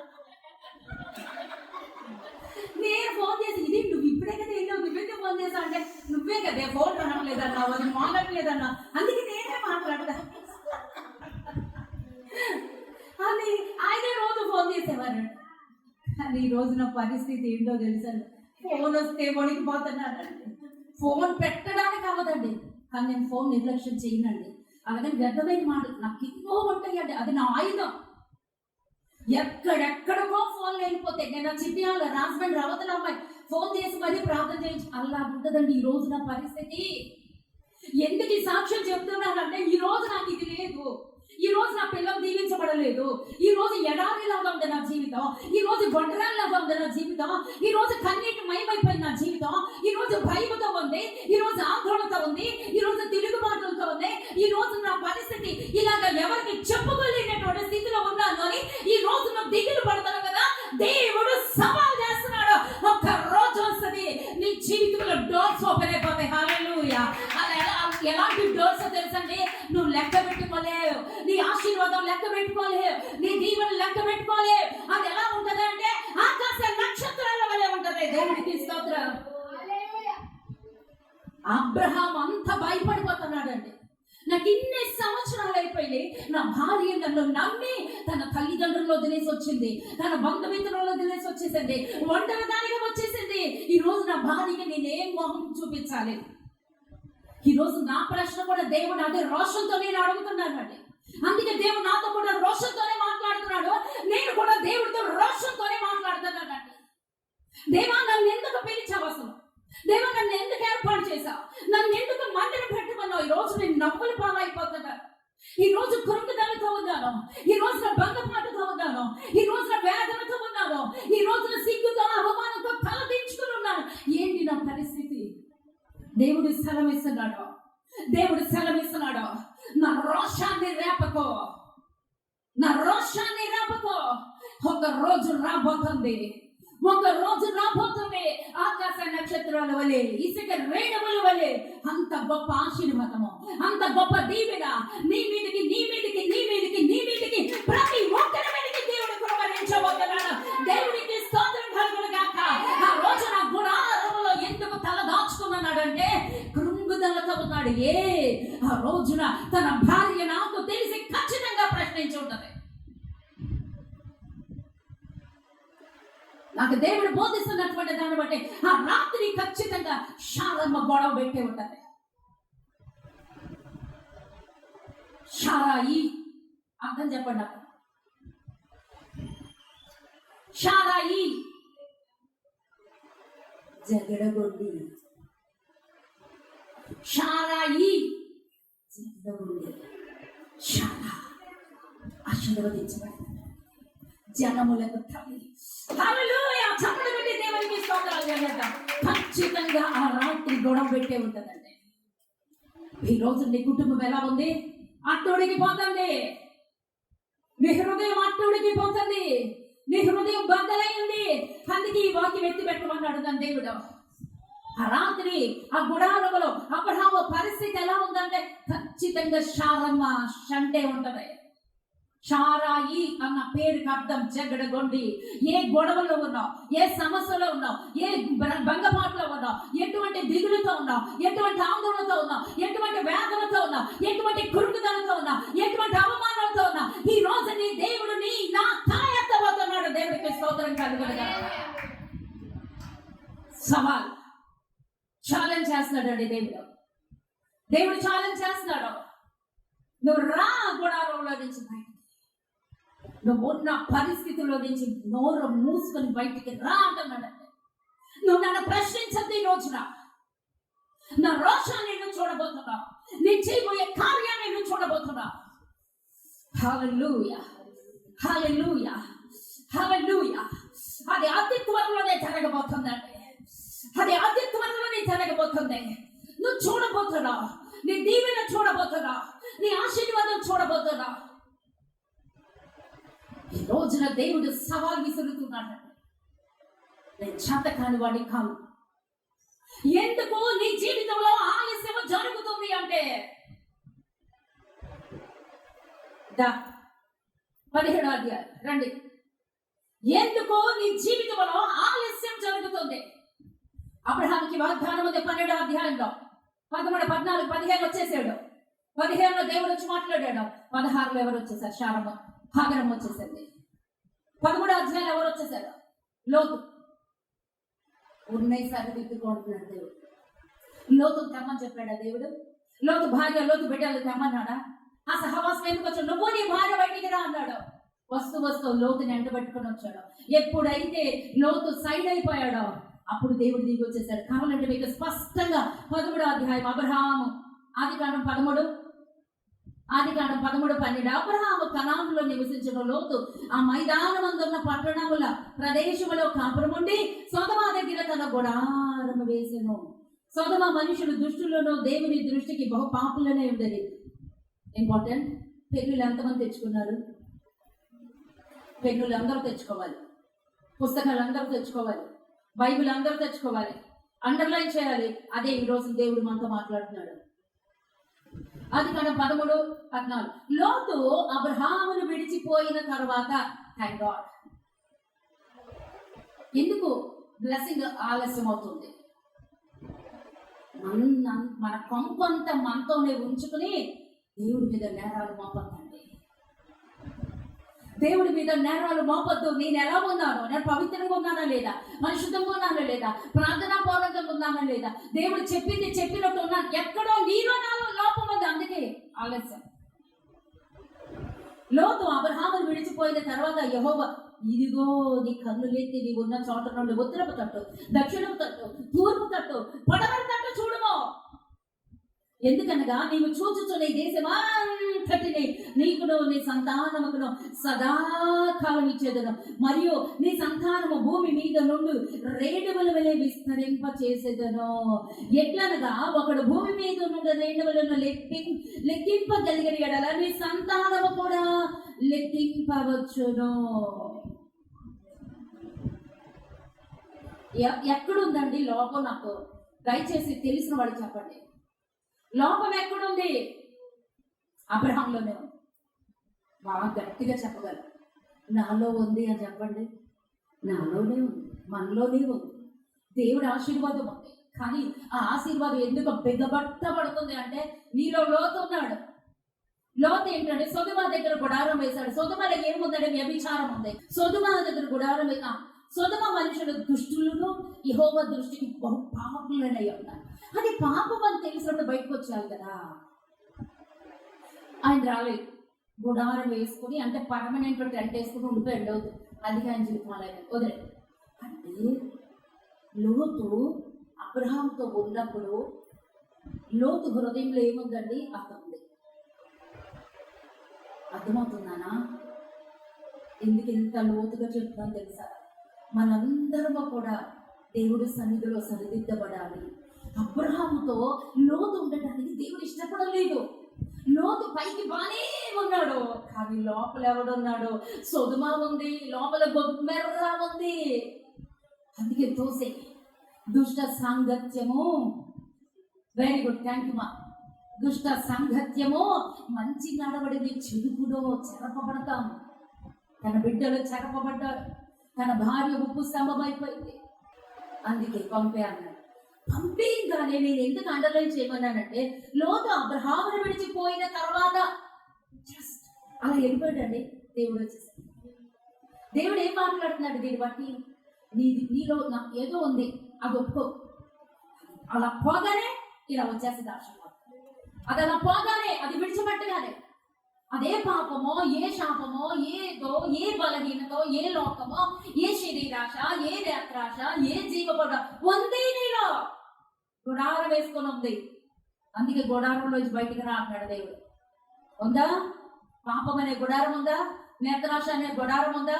జీవపు డంబం, గొప్పలు చెప్పుకునేటువంటి డంబం ఎక్కడో ఏదో ఉందమ్మా. ఈ రోజు నాకైతే తెలీదు, స్వపరీక్ష చేసుకుందాం అని అందం ఉంది. ఎక్కడో ఉంది. అందుకే దేవుడు ఆ గుడారంలోంచి బయటికి రా. ఆ గుడారం వద్దు, కప్పుకోవద్దు, పాపాన్ని కప్పుకోవద్దు. అదొక రోజు తినేస్తుంది మనల్ని. పాపాన్ని వదిలేసి విడిచిపెట్టే, ఒప్పుకుని విడిచిపెట్టే దేవునికి సమస్త మహిమ కలుగునుగా. అబ్రహాము లోతు నుంచి ఎప్పుడైతే వచ్చేసాడు, వెంటనే దేవుడు వచ్చేసాడు. దేవదూత వచ్చేసింది. తూర్పు చెప్పండి అందరూ. తూర్పు, పడమర, ఉత్తర, దక్షిణ దిక్కులన్నీ చూపించి ఇదంతా నీ బిడ్డలకి నేను అంత ఉందమ్మని ఆశీర్వాదం. అంత ఉంది బ్రదర్. నేను అబద్ధం చెప్పట్లేదు. ఈ రోజున నేను రోషంతో చెప్తున్నాను. నేను దేవుడి దగ్గర రోషంతో అడిగానండి. అందుకే రోషంతో దేవుడు మాట నన్ను ఎందుకు పెట్టమని ఆ సంఘం. ఈ రోజు నేను పడే బాధ ఎలా ఉందో నీకు తెలుసా ప్రభా? నేను పడేటువంటి వేదన ఎలా ఉందో నీకు తెలుసా? నా తిరుగు మాట్లాడినా నేను డబ్బు సంపాదించుకోలేనా? నేను కాపాడుకోలే, నేను దాచిపెట్టుకోలేనా? ఎందుకు ఈ రోజు నాకు ఇంత బాధ ఎందుకు వచ్చి పడుతుంది? ఎంతమంది నేను బతుకులాడుకోవాలి? ఎంతకని దిగసారిపోవాలి? ఎందుకు నాకు ఈ స్థితి ఇచ్చావు? ఏది అభివృద్ధి? ఏది? దేవుడు మాట్లాడుతున్నాడు. రోషము కలిగినటువంటి దేవుడు ఆ గుడారంలో నుంచి బయటికి రా. ఆ కృంగుదల అనేటువంటి గుడారం, ఆ అవిశ్వాసం అనేటువంటి గుడారం, పాపం శాపం అన్నీ పోయి దేవుడికి స్తోత్రం.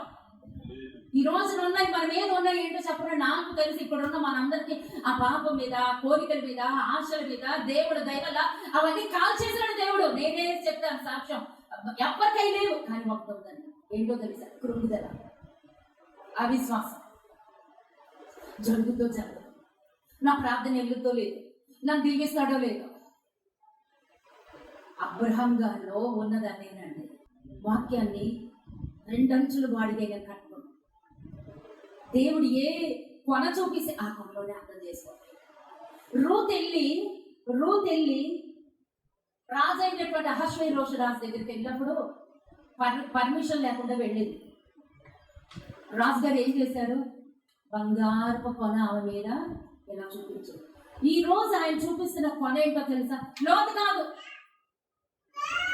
అబ్రహాం అబ్రహాం అబ్రహాంలో ఏముంది? గుడారంలో ఉన్నాడు. ఏ గుడారంలో ఉన్నాడు? కృంగుదల. చేతి పైకెత్తి దేవుడికి స్తోత్రాలు. అది ఉంది ఇక్కడ, అది ఏలుబడి చేస్తుంది ఇక్కడ, అది ఇక్కడ బంధించుంది, అదే కప్పేసింది. దానిలో నుంచి నేను బయటికి రానియండి. కృంగుదల. ఇక ఇది జరగదు, ఇది నాకు రాదు, ఇక నా జీవితం ఏంటి, ఇక నేను వృద్ధుడైపోయాను, ఇక నాకు పిల్లలు పుట్టారు, ఇక నాకు ఆ శారమ్మ బిడ్డలు కందో, ఇక నా బ్రతికింది, ఇక నా అన్ని నువ్వు అనేసుకుంటే ఆయన చేసేది ఏంటి ఉంది అక్కడ. అలా ఉన్నావు నాన్న. ఈ రోజున దేవుడు ఇస్తున్న వాక్యం ఇదే, వాగ్దానం ఇదే. దేవుడు అదే చెప్పమని చెప్పాడు. ఈరోజు నువ్వు అలా ఉన్నావు. రా, బయటికి రా. గుడారంలో నుంచి బయటికి రా. నువ్వు మోకాళ్ళేసి ఎంత కాలమైంది ప్రార్థించి, వ్యక్తిగతంగా గంటల తరబడి ప్రార్థన చేసే తప్పు నీలో ఉంచుకుని జ్ఞానం దేవుడి మీద మోపుతున్నావా? తప్పు నీలో ఉంచుకుని జ్ఞానం దేవుడి మీద మోపుతేలా? అబ్రహాముకి వాగ్దానం ఉంది, స్వతంత్రించుకో విశ్వాసంతో. రాత్రి దిగులుతో ఉన్నాడు. కారణం శాపం వేసుకుందండి. నిన్ను నమ్మే వచ్చాను బయట, నిన్ను నమ్మి మా అమ్మ మా నాన్నలు వదులుకొని వచ్చాను. ఈరోజు నాకు ఏ ఆధారం లేదు.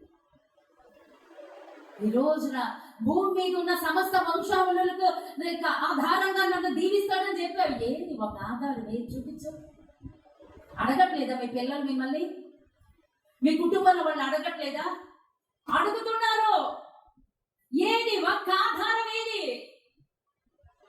దేవుడి సెలవిస్తుంది.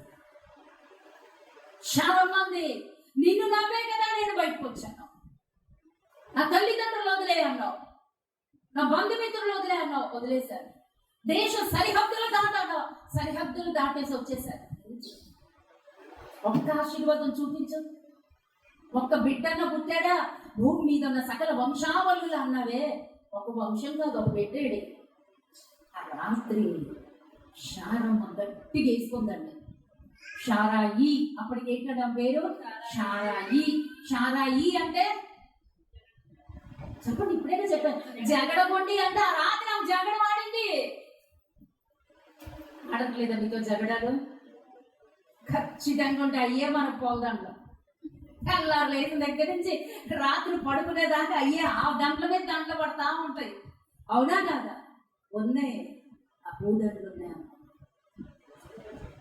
నాకు దేవుడు మాట్లాడింది ఒకటి మాట, లోతు కాదు నాన్న, లోతు కాదు. మీకు దండం పెట్టి చెప్తున్నాను, లోతు కాదు. ఆ స్థానంలో నుంచి నువ్వు బయటకు వచ్చేసావు. ఆ పాపముల నుంచి నువ్వు బయటకు వచ్చేసావు. ఆ శాపముల నుంచి బయటకు వచ్చేసావు.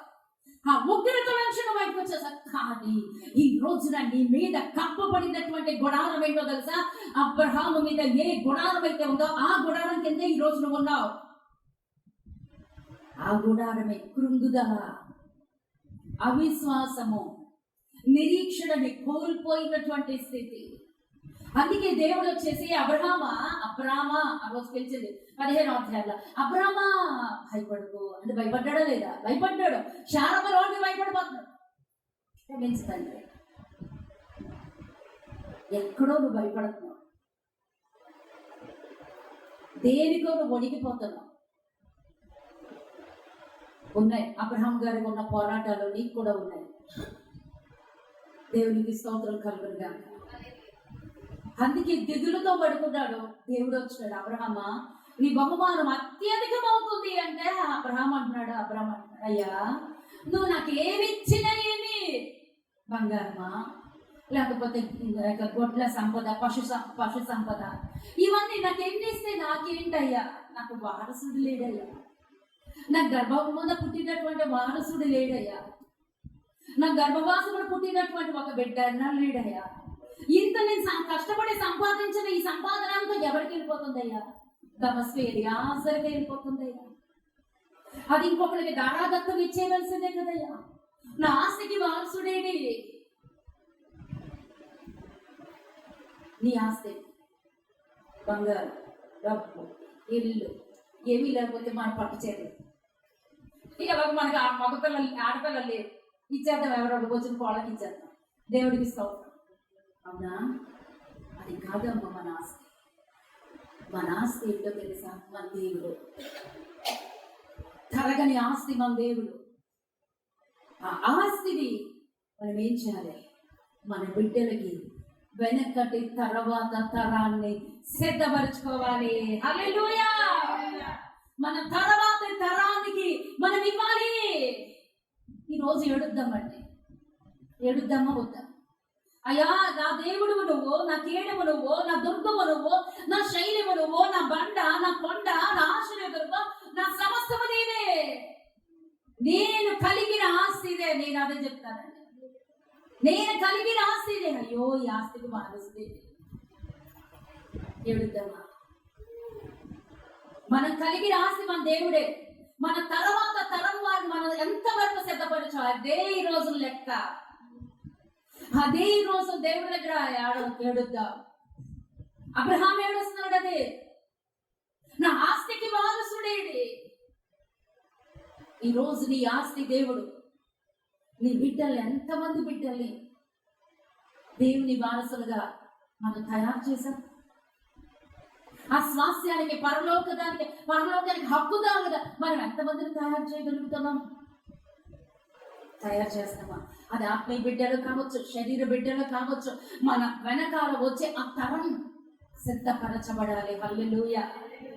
అది ఆత్మీయ జీవితం కావచ్చు, శరీర సంతానం కావచ్చు, ఆత్మీయ సంతానం కావచ్చు. అభివృద్ధి లేదు, అందుకే కృంగుదల. బిడ్డలు లేరు, అందుకే వేదన. ఆ తల్లి ఆ రాత్రి జగడమాడినప్పుడు గుడారంలో పడుకుని ఉన్నాడు. ఆ గుడారం అదే నీ మీద ఈ రోజున కప్పబడిన గుడారం అదే. ఆ గుడారంలోనే ఏడుస్తూ, మూలుగుతూ, వేదనతో, కృంగుదలతో ఉన్నటువంటి అబ్రహాం గారి దగ్గరికి దేవుడు దిగి వచ్చి, నేను నీ యొక్క బహుమానం అధికమైపోతుందంట. అయ్యా, నాకు ఎంత ఇస్తే ఏంటి? నాకు వారసుడు లేదయ్యా, నాకు వారసుడు లేదు నాయన, నాకు వారసుడు కావాలి. నీ వారసుని నువ్వు సిద్ధపరచుకోగలిగామా? ఎంతగా సిద్ధపరుస్తున్నామా? నీ బిడ్డల గురించి, నీ కుటుంబం గురించి ఎంతవరకు బాధ్యత కలిగి ఉన్నా? దేవుడు అన్నాడు, ముందు గుడారం నుంచి నా అబ్రహాం ముందు లేచి ప్రార్థన చేయదని అర్థం. ఆ గుడారంలో నుంచి అక్కడే కూర్చొని, అక్కడే ఏడుస్తూ, ఆ పరిస్థితిలో నుంచి ముందు మోకాళ్ళు వేస్తే కదా నీ జీవితం మారుద్ది. ఆ గుడారంలో నుంచి బయటికి వచ్చాడంటే ఆ సముద్రం దగ్గరికి తీసుకెళ్ళాడు. ఆ సముద్రంలో ఒకరి వెంబడి ఒకరు అడుగులు వేస్తూ ఉన్నారు. ఆయన వెంబడిస్తున్నాడు. ఆయన వెంబడిస్తున్నప్పుడు ఆ ఇసుక మీద, ఆ సముద్రం మీద ఆ ఇసుకను తీసుకున్నాడు. ఇదిగో లెక్క పెట్టు, నా వల్ల కాదని, అయితే నీ ఆశీర్వాదం అంటుంది. నిన్న 11వ అధ్యాయంలో చూసాం. అక్కడ ఏం చూసామండి? ఇసుక రేణువులాగా. ఇక్కడ ఏం చూసాం? 15వ అధ్యాయంలో ఆకాశ నక్షత్రాలు, రాత్రి వెలుగుచున్నటువంటి నక్షత్రాలు. నీ సంతానం అలాగా లెక్క పెడతావా? నాకు భయం, నా వల్ల కాదయ్యా, నీ ఆశీర్వాదం. దేవుడు ఎన్నిసార్లు చెప్పాలి? నాకు తెలిసి ఒక 10 రోజులు కూడా అవ్వలేదమ్మా ఇజ్రాయిల్ ఎవరు ఉండదు. నేనైతే అది పట్టుకునే వేలాడుతున్నాను. సూటిగా దేవుడు మాట్లాడాడు. యాకోబు దగ్గరికి తన ముద్దుల కుమారుడైనటువంటి యోసేపు వస్త్రాలు, రక్తములో పొర్లించబడినటువంటి వస్త్రాలు తన అన్నలు తీసుకొచ్చి మోసం చేస్తే, ఆ భ్రమలో ఉండి ఏడుస్తూ ఆ యొక్క తల మీద బూడిద పోసుకుని గోరుపట్ట కట్టుకుని దుఃఖాన్ని సలిపాడు 40 రోజులు. నేను ఇలా నెరిసిన వెంట్రుకలతోనే సమాధిలోకి వెళ్ళిపోతాను అని యాకోబు ఏడ్చాడు. ఆ రోజు దేవుడు మాట్లాడాడు. ఈ రోజు నీ పరిస్థితి అదే. ఎన్నిసార్లు చెప్పాలి దేవుడు? ఈ రోజు నీ పరిస్థితి అదే. యాకోబు భ్రమపరచబడుతున్నాడు. తన కుమారుడు బతికే ఉన్నాడు. ఎక్కడ? పోతీఫర్ దగ్గర, ఆ యొక్క ఐగుప్తు దేశంలో. కానీ చచ్చిపోయాడు అనుకున్నాడు యాకోబు. ఇక చూడదనుకున్నాడు యాకోబు. ఇక దీవెన లేదు, సంతోషం లేదు, సమాధానం లేదు, నా బిడ్డలకి అన్నిటికీ చూడను, ఈ నెరిసిన వెంట్రుకలతోనే సమాధిలోకి వెళ్ళిపోతాను, నేను చచ్చిపోతానే కానీ, నేను చచ్చిపోయి నా కుమారుడు దగ్గరికి వెళ్తానే కానీ నా కుమారుడు బతికి నా దగ్గరికి రాడు అనుకున్నాడు. రాడు అనుకున్న దాన్ని దేవుడు తీసుకొచ్చి ఆయన ఎదురుగా నిలబెట్టాడు. అదే దేవుడికి ఉన్న సత్తా. హల్లెలూయా. దేవుడికి తీసుకొచ్చాడు. ఎంత కాలమమ్మా, వద్దు నాన్న, నేను చెప్తున్నాను ఈ రోజు నీకు దండం పెట్టి చెప్తున్నాను. అవిశ్వాసం వద్దు, బలహీనత వద్దు, ఇంకా వేరేదేది వద్దు, లోకం వద్దు. దేవుడి కృప, లోకం, పాపం, శరీరం, నేత్రాస ఇవన్నీ దిక్కుమాలిని అన్నీ వదిలేసుకున్నాం దేవునికి తీసుకోవచ్చు. కానీ రోజున ఆ యొక్క దిగులు, వేదన, కృంగుదల తిట్టుకొని అండి, నువ్వు బాగున్నావు కదా, దేవుడు నీతో ఉన్నాడు కదా, వదిలే, అన్నీ వదిలే, పక్కన పడే. దేవుడు నీతో ఉంటే చాలు, దేవుడి సన్నిధి ఉంటే చాలు. 6 లక్షల మంది ప్రజలు నీకు ఎందుకమ్మా? 20 లక్షల మంది ప్రజలు చెప్పున్నాను సమాధానం. 20 లక్షల మంది ప్రజలు ఉన్నారు అక్కడ. ఇశ్రాయేలీయులు మోషే అన్నాడు, నా కాళ్ళు వద్దు, నువ్వు అక్కడ కావాలి. మనల్ని తిట్టేవాళ్ళు, మన వెనకాల అదేంటి పొట్టులాగా ఉండేవాడు. వాళ్ళు ఎందుకు? వాక్యాలకు విలువిస్తూ దేవుడి సన్నిధి నిలబెడుతూ ఉండేవాడు. చాలు. మోషే అన్నాడు, ఆ 20 లక్షల మంది నాకెందుకయ్యా? ఆ కణాలలో 70 ఈత చెట్లు నాకెందుకయ్యా? ఆ 12 నీటి బావులు నాకెందుకు? నువ్వు కావాలి, నీ సన్నిధి కావాలి. ఈరోజు అలా చెప్తామంట. వాళ్ళు అక్కర్లేదు, మనకి దేవుడికి కావాలి. యోసేపు ఇంకా కనిపించడు అనుకున్నాడు, కానీ దేవుడు ఎలా తీసుకొచ్చాడని కొంతకాలం తర్వాత రాజుగా నిలబెట్టాడు ఆయన ఎదుట. అదే నీ ఆశీర్వాదం. ఎన్నిసార్లు చెప్తాడు దేవుడు? ఒక్కసారి ఆ మాట పట్టుకుంటే ఎన్ని సమస్యలు వచ్చినా నాకు అది చెప్పా ప్రభా, నువ్వు చేస్తావు, పలుకుదాం. దేవుడు నాకేం చెప్పాడు ఆదివారం తెలుసా? కొదమ సింహాలుగా మార్చు వాళ్ళని, వేటాడడం నేర్పించు. అంటే ఏం తెలుసా? ప్రార్థించడం నేర్పించు, విశ్వసించడం నేర్పించాలి. నిద్రపోవద్దమ్మా, ప్రార్థించడం నేర్చుకోవాలి, విశ్వసించడం నేర్చుకోవాలి. కొదమ సింహాలుగా వేటాడటం, పట్టుకున్నది వదలడానికి వెళ్ళేదండి. ఓడిపోవద్దు నువ్వు. ఓడిపోతే సాతాను నవ్వుతాడు. ఆడి మొహంలో నవ్వు చూడకూడదు. మనం కొదమ సింహాల్లో గర్జిస్తూ ముందుకెళ్ళాలి. నీ బహుమానం అధికమవుతుంది. నీ కోసం దేవుడు అంతగా చెప్పు. మళ్ళీ అడుగుతావా? అప్పుడు కొదమ సింహం నువ్వు ఎలా అవుతావు? పట్టుకున్న దాన్ని వేటాడి, దాన్ని చంపి, చీల్చి తీసుకొచ్చేదాకా ఆడు సింహం మొదలుదండి. అలా ఉండాలి నీ పట్టుదల, అలా ఉండాలి నీ ప్రార్థన. సరిదిద్దుకో. లోతు ఉన్నాడా? లేదంటే హాగరమ్మ 16వ అధ్యాయంలో వచ్చేసింది రాణి గారు 10 ఏళ్ల తర్వాత. అప్పటికి 10 ఏళ్ళు అయ్యొచ్చు. హాగర్ ఉందా? హాగర్ వదిలేసిన తర్వాత ఇంకొక మాట చెప్పి అలా ఆపేస్తానండి. అప్పుడు కంప్లీట్ అయిపోతే నీ విశ్వాసం ఏంటో, నీ ప్రార్థన ఏంటో, నువ్వు ఎంతవరకు ఉన్నావో, అసలు నీవు సరిదిద్దుకుంటున్నావో లేదో, అసలు నీ కోసం దేవుడు ఏం దాచాడో అర్థమైపోవాలి, పూర్తిగా అర్థమైపోవాలి. ఆది కాండము 17వ అధ్యాయము, ఆది కాండము 17వ అధ్యాయము మరియు దేవుడు 15వ వచనం 17వ అధ్యాయంలో మొదటి వచనం ఏముందో తెలుసు? నువ్వు నిందారహితుడవై ఉండు, నిన్ను నేను అత్యధికముగా అభివృద్ధి పొందించేదను అని వాక్యం ఉంది. దేవుడికి స్తోత్రం కలుగును గాక. మళ్ళా డబల్ అవుతుందండి, మన ఆశీర్వాదం డబల్ అవుతుంది. ఆ డబల్ ఏంటో చూద్దాం. ఓకే, 17వ అధ్యాయం 17వ వచనం. అప్పుడు అబ్రహాము హాముగా మారిపోయాడు. అప్పుడు అబ్రహాము సాగిరిపడి నవ్వి, 100 ఏళ్ల వారికి సంతానము కలుగునా అంటే ముందు నుంచి చూద్దాం. మీకు టైం వెళ్ళిపోతుందా? కానీ మొత్తం పట్టుకున్నామంటే వెళ్ళిపోవాలి లోపలికి. 17వ అధ్యాయం 15వ వచనం. మరియు దేవుడిని భార్య అయిన షారాయి పేరు షారాయి అనవద్దు, అనగా ఆమె పేరు షారా, జనములకు తల్లి అని అర్థం. నేను ఆమెను ఆశీర్వదించి ఆమె వలన నీకు కుమారుని కలుగజేసేదని. నేను ఆమెను ఆశీర్వదించదను, ఆమె జనములకు తల్లిగా. చెప్పారా? షారా అంటే అర్థం ఏంటో తెలుసండి? జనములకు తల్లి. షారాయి అంటే మనమే. ఏంటండి? స్వరం ఎక్కడిపోతే అక్కడికి వెళ్ళిపోతుంది. కానీ పోవాలి, దేవుడికి ఇస్తాం. షారాయి వెళ్ళిపోవాలి మనలో నుంచి. ఆమె జనములకు తల్లి అయి ఉండను, జనముల రాజులు ఆమె వలన కలుగుదురని అబ్రహాముతో చెప్పాను. అబ్రహాము అంటే విశ్వాసులకు తండ్రి. ఓకే. అప్పుడు అబ్రహాము సాగిలపడి నవ్వి, నువ్వు 2వ వానికి సంతానము కలుగునా, 90 ఏండ్ల శారా కలునా అని మనసులో అనుకోలేను. అబ్రహాము, ఇష్మాయేలు నీ సన్నిధి బ్రతుకను అనుగ్రహించుము అని దేవునితో చెప్పగా, నిదానంగా వినండి, దేవుడు నీ భార్య అయిన శారా నిశ్చయముగా నీకు కుమారుని కనును, నీవు అతనికి ఇస్సాకు అని పేరు పెట్టుదువు. అతని పేరు అతని తరువాత అతని సంతానము కొరకు నిత్య నిబంధనగా నా నిబంధనను అతనితో స్థిరపరచుతాను. ఇష్మాయేలును గురించి నీవు చేసిన మనవి నేను వింటిని. ఎవరి గురించి? ఎవరి గురించి? మళ్ళీ చెప్పాలి, ఎవరి గురించి? ఇష్మాయేలు ఎవరు కొడుకు? ఇష్మాయేలు హాగర్ ఎవరు? దాస్. ఏ ఊరు ఆవిడ? ఐగుప్తు.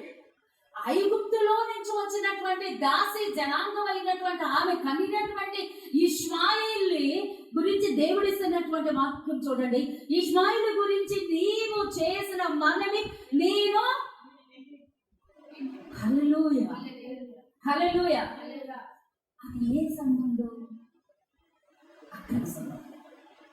కానీ అబ్రహాం నీతిమంతుడు కాబట్టి దేవుడు అన్నాడు, చేసిన ప్రార్థన నేను వింటున్నాను, ఇష్మాయేలును గురించి నీవు చేసిన మనవి నేను వింటిని, ఇదిగో నేను అతన్ని ఆశీర్వదించి అతనికి సంతానాభివృద్ధి కలుగజేసి అత్యధికముగా. ఎన్నిసార్లు అత్యధికం చెప్తున్నాడో ఈ రోజున. 17:1 ఉంది, 17వ అధ్యాయంలో ఉంది, 17వ అధ్యాయంలో ఉంది. అత్యధికముగా అతనిని విస్తరింపచేసేందుకు అతడు 12 మంది రాజులను కనును, అతనికి గొప్ప జనముగా చేసేదను. అయితే వచ్చు సంవత్సరము ఈ కాలమందు శారా నీకు కనబోవు ఇస్సాకుతోన్న నిబంధనను స్థిరపరచు. ఓకే, అదో గ్రంథం. ఎంతమంది రాజులు వచ్చారమ్మా ఇష్మాయిల్ వచ్చి? 12 మంది రాజులు వచ్చారు. అతని గొప్ప జనముగా వచ్చాడు. అతనిని కూడా సంతాన అభివృద్ధి చేసి అత్యధికముగా. ఓకే, అయితే ఇష్మాయిల్ ఎవరు? హాగరు కొడుకు, అవునా? హాగరు కొడుకు గురించే, అంటే ఆ నాట్లో హాగరమ్మ చెల్లుబడైంది, కెతూరమ్మ చెల్లుబడైంది. ఈ దాంట్లో ఈ ఒకటి చెల్లుబడ్డవడానికి కష్టమైపోతుంది. హల్లెలూయా. ఆ ముగ్గురికి అది పక్క పెట్టేస్తాడు. ఆనాటి కాలం కాబట్టి అక్కడ దేవుడు అంగీకరించాడు. కానీ హాగర్ని తోలేశాడు దేవుడు. చివరికి హాగర్ని కూడా తోలేశాడు. లోతును కూడా తరిమి వేశాడు. అబ్రహాం దేవుడు కాదు, అబ్రహామే దేవుడి మాటకి లోబడ్డాడు. లోతుని తరివేశాడు, హాగర్ని తోలివేశాడు. ఆ పుట్టినటువంటి బిడ్డ ఇస్సాకుని, ఇష్మాయిల్ని తరివేశాడు. కానీ ఆ బిడ్డ గురించి ప్రార్థన చేశాడు, ప్రభా ఆ బిడ్డ నా బిడ్డే కదా, నా బిడ్డని దీవించు ప్రభా. ఖచ్చితంగా నేను మనవి వింటున్నాను. ఇష్మాయిల్ గురించి దేవుడు మనవి ఆలపించినప్పుడు నీ ప్రార్థన వినడా? హాగరమ్మ సంతానం గురించే దేవుడు అంతగా ఆమె బిడ్డనే దీవించినప్పుడు నీ బిడ్డను దీవించడా? నీవు ప్రతిష్ఠితురాలువు, నీవు ప్రతిష్ఠితుడివి, నువ్వు దేవుడి కొరకు నమ్మకంగా ఉన్నటువంటి వ్యక్తి, నీ బిడ్డ దీవించబడ్డా?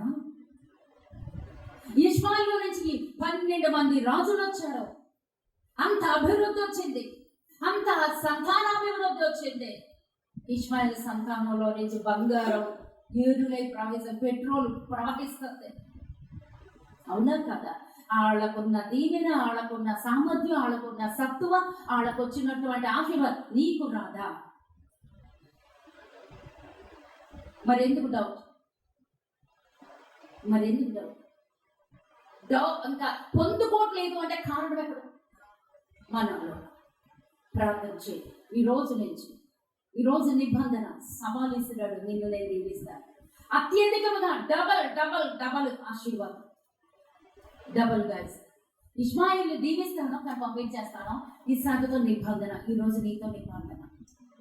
వదిలేద్దామమ్మా, లోతులు వదిలేద్దాం, హాగరమ్మను వదిలేద్దాం, ఇష్మాయిల్ని వదిలేద్దాం. ఏవేవైతే లోకంలో విమానికి రాకుండా కాపాడుకుందాం, అవన్నీ వదిలేసాం. దేవుడికి స్తోత్రం. ఈ రోజు ఉన్నది ఒకటే గుడారం. ఏంటో గుడారం? ప్రార్థన గుడారమా? ప్రార్థన గుడారం అయితే ఎప్పుడో పొందేది కాదు. కృంగుదల, అవిశ్వాసము, కృంగిదల, నమ్మకం లేని స్థితి, ఎక్కడో భంగపాటు, అవన్నీ రాకుండా అవి ఈరోజు తెలవటమే ఈరోజు దేవుడు నేర్పించిన పాఠం. ఓకే, అర్థమైంది కదా అందరికీ? ఈ రోజు నుంచి మనం ఎలా ఉంటాం? టార్గెట్ కోదమ సింహం. హల్లెలూయా, హల్లెలూయా. దేవుడికి స్తోత్రం. సంతోషంగా ఉందా లేదా? ధైర్యంగా ఉందా లేదా? నువ్వు సాధించేస్తావు. నాకు తెలుసు నువ్వు అలా మారిపోతావు. అబ్రహాములాగా మనందరినీ దేవుడు దీవించుగాక.